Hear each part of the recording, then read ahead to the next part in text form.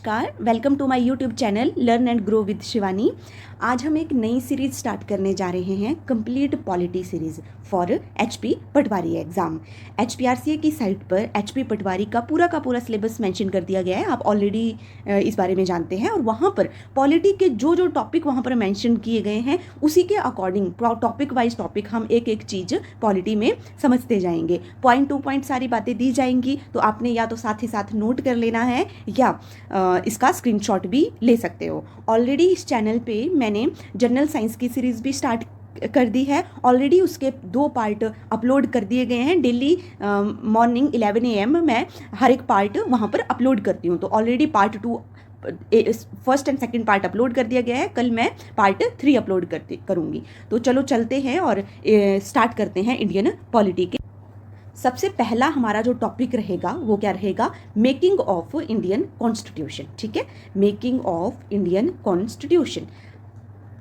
ठीक है, संविधान बनाया कैसे, क्यों बनाया गया, कौन कौन सी डेट पे क्या क्या हुआ, जहाँ जहाँ से क्वेश्चन फ्रेम होता है वो सारी बातें नोट कर दी हैं। ठीक है, अब सबसे पहले आपने याद रखना है, यहाँ पर मैंने मेंशन किया है 1924। ठीक है, idea first given by Swaraj party.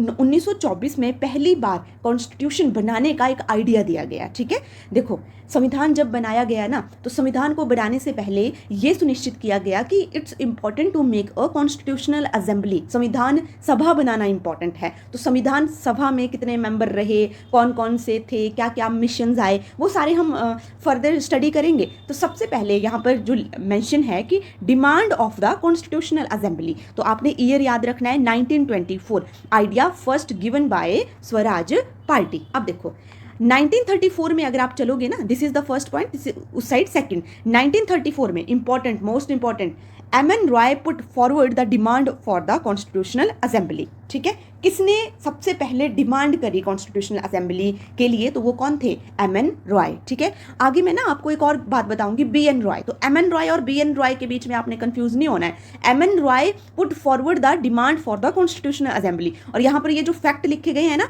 Fact में अगर आप देखोगे पहला पॉइंट, तो यहाँ पर क्या लिखा हुआ है, B N. Roy was constitutional adviser to the constitutional assembly. ठीक है, तो बी.एन. रॉय और एम.एन. रॉय का एक अलग अलग कॉन्ट्रीब्यूशन है। तो 1934 से क्या पॉइंट याद रखना है आपने, एम.एन. रॉय। ठीक है, देन 1935 पे आएंगे। 1935 में Indian National Congress, INC, Indian National Congress officially demanded constitutional assembly to frame Indian constitution. ठीक है, इंडियन नेशनल कांग्रेस ने ऑफिशियली डिमांड करा किसके लिए, कॉन्स्टिट्यूशनल असेंबली को बनाने के लिए, सो दैट हम क्या बना सकें, कॉन्स्टिट्यूशन को फ्रेम कर सकें, इंडिया का एक अपना संविधान हो सके। ठीक है, उसके बाद 1940 में demand accepted in principle in August offer. ये जो डिमांड थी ना, ये कब एक्सेप्ट हुई, 1940 में। तो क्वेश्चन कैसे आएगा, पहला क्वेश्चन क्या बनेगा, एम.एन. रॉय ने, किसने संविधान सभा की फर्स्टली डिमांड करी, एम.एन. रॉय। ठीक है, किस ईयर में, 1934 में।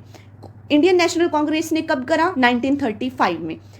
अगस्त ऑफर के बारे में अगर डेट पूछेगा तो क्या होगा, 1940। उसके बाद Cripps mission, Cripps proposal for the constitutional rejected. ठीक है, 1940। अब ये क्रिप्स मिशन में है क्या क्या था, क्यों ये रिजेक्ट हुआ। देखो वैसे पॉलिटी बहुत ज़्यादा वास्ट में है, यहाँ पर भी कुछ पॉइंट्स हैं कि क्रिप्स मिशन को क्यों रिजेक्ट किया गया, तो हमने उसमें नहीं जाना है। पटवारी एग्जाम में आपने कोई यूपीएससी का पेपर नहीं आप लिख रहे हो, कोई मेंस नहीं चला हुआ है कि आप क्रिप्स मिशन की कोई कंडीशंस बताओ, ये बताओ। आपको ना फैक्चुअल इन्फॉर्मेशन ऊपर ऊपर से चीज़ें पता होनी चाहिए। ठीक है, इतना डीपली आपको यूपीएससी वाली पॉलिटी नहीं आएगी, लक्ष्मीकांत वाली पॉलिटी नहीं आपसे कोई पूछेगा, फैक्चुअल चीज़ें आपसे पूछेगा डायरेक्ट। पटवारी का एग्जाम है ये, इसमें ऐसा नहीं आप सोच के चलो कि हमें एक, ऐसा ना हो कि आप पॉलिटी को इतना स्टडी कर लो, इतना डीपली पढ़ लो कि आप हिस्ट्री, ज्योग्राफी, जीके के, एचपी जीके, उन सब्जेक्ट पे ध्यान देना स्टार्ट कर दो। तो आपने ना स्मार्टली पढ़ना है, हर एक चीज़ को उस एग्जाम के पॉइंट ऑफ व्यू से पढ़ना है कि एचपी पटवारी में किस वे में क्वेश्चन पूछा जा सकता है, किस लेवल का क्वेश्चन पूछा जा सकता है। ठीक है, तो आपने डायरेक्ट यहाँ से ईयर्स याद रखने हैं, क्या, 1935 इंडियन नेशनल कांग्रेस वाला, 1934 एम.एन. रॉय, 1940 अगस्त ऑफर, 1942 क्रिप्स मिशन। ठीक है, देन 1946, अब क्या हुआ, 1946 में क्या आया, कैबिनेट मिशन प्लान। तो ये क्वेश्चन बहुत बार क्वेश्चन पूछा जाता है कि कैबिनेट मिशन प्लान कौन से ईयर में आया, तो कौन से ईयर में आया, 1946। ठीक है, दूसरा क्वेश्चन यहाँ से क्या पूछा जाता है कि कैबिनेट मिशन के 3 मेंबर्स का नाम बताओ। ठीक है, तो कौन कौन से हैं, पैट्रिक लॉरेंस, याद रखना है, मोस्ट इंपॉर्टेंट, 4 ऑप्शन दे देगा और बोलेगा इनमें से बताओ कैबिनेट मिशन के मतलब कैबिनेट मिशन में कौन सा नहीं था। तो पहले कौन थे? Patrick Lawrence, okay. Second Stafford Cripps, done. And third AV Alexander. कौन कौन से? अगेन रिपीट करेंगे, Lord Patrick Lawrence, Stafford Cripps and AV Alexander, ठीक है। These are the 3 member of the cabinet mission, ठीक है, क्लियर है। देन नेक्स्ट क्या रहेगा? Composition of the constitutional assembly, ठीक है। ऊपर वाली स्लाइड से क्या क्या क्वेश्चन बने हैं वो मैंने आपको नोट करवा दिए हैं। अब हम चलेंगे किस पे? Compositions of the constitutional assembly, ठीक है। अब जब ये 19 ऊपर वाली स्लाइड में हमने देखा ना कि 1946 में क्या हुआ, 1946 में कैबिनेट मिशन प्लान आया, ठीक है, जिसके 3 मेंबर थे। इसी कैबिनेट मिशन प्लान के तहत ही कॉन्स्टिट्यूशनल असेंबली को क्या किया गया? फ्रेम किया गया, ठीक है। तो आपसे पूछेगा कि कॉन्स्टिट्यूशनल असेंबली कब फ्रेम हुई, तो कब हुई? कैबिनेट मिशन 1946, ठीक है, क्लियर है। अब देखो अब क्या हुआ, अब ना हमारी जो कंट्री थी कैसे उस टाइम डिवाइड थी। देखो कुछ थी हमारी क्या? Princely state. मैं यही समझा देती हूँ आपको, ये वर्ड आएंगे क्या क्या? प्रिंसली स्टेट एंड सेकंड, जैसे ये दिख रहा है आपको यहाँ पर एक वर्ड प्रिंसली स्टेट, ठीक है। And this is the princely state and this is British India governor province, या ब्रिटिश प्रोविंस लिख देती हूँ, ब्रिटिश प्रोविंस। अब इस बात का क्या मतलब है? देखो हमारे ब्रिटिश गवर्नमेंट का क्या था? राज था, है ना। अब जिन जिन स्टेट पे ब्रिटिश गवर्नमेंट ने अपना हक जमाया हुआ था वो क्या कहलाती थी? ब्रिटिश प्रोविंसेस, ठीक है। और ऐसी भी जगह थी, कुछ ऐसी भी स्टेट थी हमारी कंट्री में जहाँ पर अभी भी राजा की चलती थी, है ना। अभी भी ब्रिटिश वहाँ पे कुछ नहीं, ऐसा नहीं है कि ब्रिटिश ने पूरे इंडिया में राज करा है, उन्होंने कुछ ही जगह पे राज करा है। कुछ स्टेट्स, कुछ जगह हमारी ऐसी थी, मोस्टली साउथ साइड हमारी कुछ ऐसी स्टेट्स हैं जहां पर वो प्रिंसली स्टेट रही, मतलब वहां पर ब्रिटिश अपना हक नहीं जमा पाई, ठीक है। तो ये बातें यहां पर लिखी हुई हैं। तो आपने पहला पॉइंट ये याद रखना है। दूसरा, voting by method of the, ये इतना इंपॉर्टेंट नहीं है पटवारी पॉइंट ऑफ व्यू से, आपने यहाँ पर चलना है। Constitutional assembly was partially nominated by head of the princely state and partially elected body, ठीक है। क्या किया गया? कुछ लोगों को नॉमिनेट किया गया, क्योंकि मेंबर बनाने हैं ना, कॉन्स्टिट्यूशनल असेंबली की कंपोजिशन हो रही है, हमें देखना है कि कितने टोटल मेंबर हुए। तो डायरेक्ट क्वेश्चन आपसे क्या आएगा कि ब्रिटिश इंडिया गवर्नर प्रोविंसेस से कितने मेंबर थे? तो कितने थे? 292 कौन कौन सी जगह से नॉमिनेट किए गए, कौन कौन सी जगह से इलेक्टेड हुए? उन स्टेट्स पे जहां पर ब्रिटिश गवर्नमेंट का राज चलता था, उनकी हुकूमत चलती थी, ठीक है। 292 याद रखोगे कहां से? British India governor provinces. Then आपने क्या याद रखना है? प्रिंसली स्टेट से कितने? 93। प्रिंसली स्टेट मतलब जहां पर राजाओं का राज चलता था। तो 292 कहां से? ब्रिटिश से। 93 कहां से? प्रिंसली स्टेट से। और ये जो 4 हैं ये कौन से? Chief commissioner provinces. अब ये चीफ कमिश्नर प्रोविंसेस क्या होता है? जैसे हमारी यूटी है ना, जैसे अब हमारी कितनी स्टेट्स हैं और कितनी यूटी हैं? 28 स्टेट्स हैं एंड 8 ही यूटी हैं। तो वैसे ही उस टाइम कितनी यूटी थी? 4। तो 4 मेंबर कहां से? यूटी से। तो डायरेक्ट क्वेश्चन आपसे बनेगा, इनिशियली जब कॉन्स्टिट्यूशनल असेंबली को फ्रेम किया गया तो टोटल कितने मेंबर थे? तो कितने मेंबर थे? 389 मेंबर थे। उनमें से कितने ब्रिटिश इंडिया गवर्नर प्रोविंसेस के थे? तो कितने थे? 292। कितने प्रिंसली स्टेट से थे? तो कितने थे? 93। कितने चीफ कमिश्नर प्रोविंसेस से थे? तो कितने थे? 4, ठीक है। तो आपने यहां से ये चीजें ध्यान रख। नेक्स्ट हम किसकी बात करेंगे? फैक्ट्स की, ठीक है। तो पहला इंपॉर्टेंट फैक्ट, सारी बातें यहाँ पर पॉइंट टू पॉइंट है, कुछ भी एक्स्ट्रा नहीं दिया गया है। जहां जहां पर जो पॉइंट एक्स्ट्रा है वो मैं कट करवा रही हूँ, क्योंकि वो आपके पटवारी पॉइंट ऑफ व्यू से इतना इंपॉर्टेंट नहीं है, ठीक है। तो जो इंपॉर्टेंट बातें हैं वो आपने नोट करनी है, साथ साथ में आप स्क्रीनशॉट भी ले सकते हो। अब देखो, जो उन्होंने एक सिंबल अडॉप्ट करा वो क्या था? कॉन्स्टिट्यूशनल असेंबली ने कौन सा सिंबल अडॉप्ट करा? तो वो कौन था? Elephant adopted as the constitutional assembly symbol, ठीक है। सेकंड पॉइंट आप याद रखोगे, सर BN राव, ठीक है। ऊपर हमने क्या पढ़ा था? MN रॉय का अलग है और BN रॉय अलग है। BN Roy was the constitutional adviser to the constitutional assembly, ठीक है। देखो जब कॉन्स्टिट्यूशनल असेंबली बनी ना, तो देखो बहुत सारे जो आइडियाज दिए गए कि कैसे करना है, कितने मेंबर होने चाहिए, जो भी चीजें थी वो कौन थे? किसको माना गया? BN राव को, ठीक है। उसके बाद BN राव के बाद आप किस पॉइंट पे आओगे? SN मुखर्जी वाले पे, ठीक है। SN Mukherjee was the chief draftsman of the constitution in a constitution assembly. अब देखो, SN Mukherjee was the chief draftsman of the constitution in a constitutional assembly. देखो, जब कॉन्स्टिट्यूशन कॉन्स्टिट्यूशनल असेंबली क्यों बनाई गई? क्योंकि हमें संविधान बनाना था। संविधान सभा क्यों बनाई गई? क्योंकि संविधान बनाना था। तो जब संविधान बनाने के लिए एक ड्राफ्ट, देखो इंडिया का सबसे ज़्यादा लॉन्गेस्ट रिटन कॉन्स्टिट्यूशन है, ठीक है, तो उसको बनाने के लिए ऐसा थोड़ी है कि वो एक दिन में बन गया। हम आगे देखेंगे कितना टाइम लगा कॉन्स्टिट्यूशन बनाने में। तो उसको बनाने के लिए ना पहले एक ड्राफ्ट रेडी किया गया। ड्राफ्ट क्या होता है? जिसमें हम मॉडिफिकेशन कर सकते हैं, चेंजेस लेके आ सकते हैं, ठीक है। तो ये बोल रहे हैं कि कौन थे chief draftsman of the constitution in constitutional assembly? तो वो कौन थे? S N Mukherjee. याद रखना है, वेरी इंपॉर्टेंट। एलिफेंट वाला पॉइंट याद रखना है, बी एन राव वाला पॉइंट याद रखना है, and then S N Mukherjee वाला पॉइंट याद रखना है। Next, Prem Behari Raizada was the calligrapher of the constitution. अब कैलीग्राफर क्या होता है? जो पूरा उसने रिटन लिखा गया वो पूरा, वो कौन थे? प्रेम बिहारी रायजादा। सुंदर सुंदर हैंड राइटिंग में जो लिखा गया वो कैलीग्राफर, वो काम किसने करा? प्रेम बिहारी रायजादा ने, ठीक है।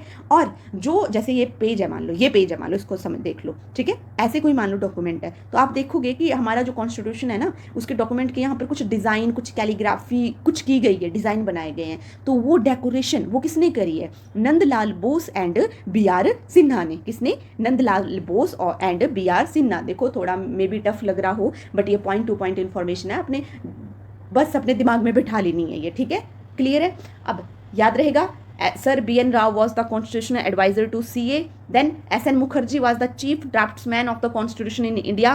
Third, Prem Bihari Rajada was the calligrapher of the constitution. Then Nandlal Bose and B.R. Sinha. Nandlal Bose and B.R. Sinha decorated the constitution. ठीक है. Next, हिंदी वर्जन देखो, ये जो प्रेम बिहारी रायजादा ने लिखा ना, ये अलग है कैलीग्राफर। नीचे देखो हिंदी में किसने लिखा, तो क्या किसने लिखा? वसंत कृष्णा वैद्या, वसंत कृष्णा वैद्या ने। याद रहेगा, आई होप आपको याद रहेगा। तो आगे मैं मूव ऑन। अब हम देखेंगे working of the constitutional assembly, ठीक है। तो सबसे पहली मीटिंग कब की गई, ये क्वेश्चन आता है। फर्स्ट मीटिंग जब कॉन्स्टिट्यूशनल असेंबली बनी। अब उस देखो कॉन्स्टिट्यूशनल असेंबली बनी, ये ऊपर वाला सारा प्रोसेस क्या था? कॉन्स्टिट्यूशनल असेंबली बनाने का। अब कॉन्स्टिट्यूशनल असेंबली बनाई क्यों गई थी? क्योंकि हमने क्या बनाना था? कॉन्स्टिट्यूशन बनाना था, है ना। तो जब कॉन्स्टिट्यूशनल असेंबली बनाई गई तो पहली मीटिंग कब हुई, ठीक है। तो कब हुई? 9 दिसंबर 1946 को, 9 दिसंबर 1946 को, ठीक है। ये मुस्लिम लीग वाला पॉइंट आपने नहीं ध्यान रखना है। और इसी दिन 9 दिसंबर 1946 को ही किसको प्रेसिडेंट बनाया गया? Temporary president. तो वो कौन थे? डॉक्टर सच्चिदानंद सिन्हा। लिखा हुआ है यहाँ पर, the oldest member was elected as following the French practice. तो आपने क्या याद रखना है कि कॉन्स्टिट्यूशनल असेंबली की पहली मीटिंग कंडक्ट करवाई गई कब? 9 दिसंबर 1946 को। और उसके जो पहले प्रेसिडेंट बनाए गए या टेम्पररी प्रेसिडेंट बनाए गए वो कौन बनाए गए? डॉक्टर सच्चिदानंद सिन्हा, ठीक है। ये तो थे टेम्पररी प्रेसिडेंट। उसके बाद फर्दर मीटिंग हुई, जैसे 11 को हुई, 13 को हुई, ठीक है। तो हमने इंपॉर्टेंट बातों पे चलना है। अब देखो नेक्स्ट मीटिंग में डॉक्टर राजेंद्र प्रसाद, कौन थे डॉक्टर राजेंद्र प्रसाद? हमारे फर्स्ट प्रेसिडेंट, ठीक है। तो doctor Rajendra Prasad was elected as president of the constitutional assembly. अगर आपसे कोई पूछता है ना temporary president of the assembly, तो आप क्या बोलोगे? डॉक्टर सच्चिदानंद सिन्हा। कब बनाए गए? 9 दिसंबर 1946 को। अगर आपसे पूछता है permanent president of the constitutional assembly, तो कौन हो जाएंगे? राजेंद्र प्रसाद। और वही बाद में चलकर इंडिया के फर्स्ट प्रेसिडेंट भी बने, ठीक है।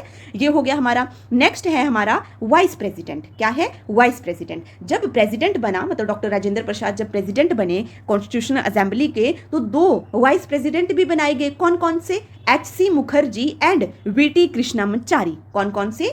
HC Mukherjee and VT Krishnamachari, ठीक है। तो आपने ध्यान रखना है 9 दिसंबर को क्या हुआ, टेम्पररी कौन थे, परमानेंट कौन थे, कौन से 2 वाइस प्रेसिडेंट थे, HC Mukherjee and VT Krishnamachari. अब हम चलेंगे नेक्स्ट पॉइंट पे, जिसका नाम है ऑब्जेक्टिव रेजोल्यूशन। अब ये ऑब्जेक्टिव रेजोल्यूशन क्या है, इसके बारे में समझ। ऑब्जेक्टिव रेजोल्यूशन में जैसे जवाहरलाल नेहरू ने, देखो मीटिंग ऐसे हो रही थी पहले 9 दिसंबर को, 13 दिसंबर को, मतलब 9, 11, 13 ऐसे जो मीटिंग हो रही थी। तो 13 दिसंबर 1946 में जवाहरलाल नेहरू ने एक रेजोल्यूशन पास किया, ठीक है। अब ये रेजोल्यूशन क्या होता है कि मतलब it contain fundamentals and philosophy of the, क्या मतलब है इसका कि हमारे कॉन्स्टिट्यूशन किन फंडामेंटल पर आधारित होना चाहिए, क्या उसकी फिलॉसफी होनी चाहिए, क्या उसका स्ट्रक्चर होना चाहिए, जिसको नाम दिया गया क्या? Objective resolution. तो आपसे क्वेश्चन पूछेगा ऑब्जेक्टिव रेजोल्यूशन किसने पास करा, तो किसने पास करा? जवाहरलाल नेहरू ने, ठीक है।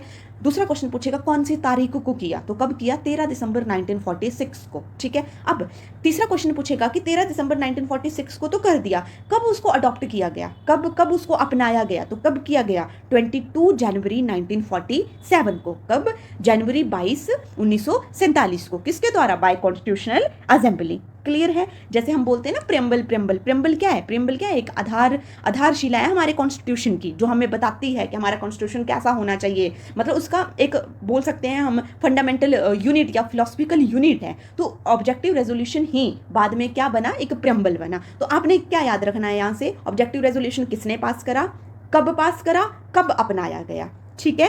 नेक्स्ट वीडियो हम कल कंटिन्यू करेंगे और इसको हम फर्दर स्टडी करेंगे। अगर आपको ये वीडियो अच्छी लगी हो या आप चाहते हो कि मैं अपने मतलब कंटेंट में थोड़ा चेंज लेके आऊँ या कहीं पे भी आपको कोई प्रॉब्लम हो तो आप मुझे प्लीज़ कमेंट सेक्शन में बताएं। और अगर अच्छी लगी हो वीडियो तो लाइक करें, शेयर करें एंड सब्सक्राइब करें। थैंक यू सो मच, मिलते हैं पार्ट 2 में।